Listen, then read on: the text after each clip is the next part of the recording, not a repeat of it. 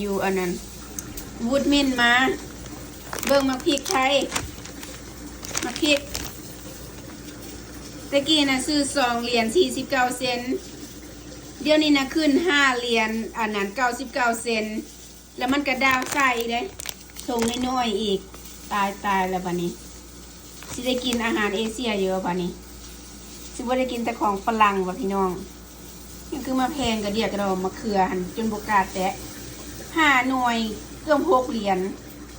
แล้วก็อันอีหยังก็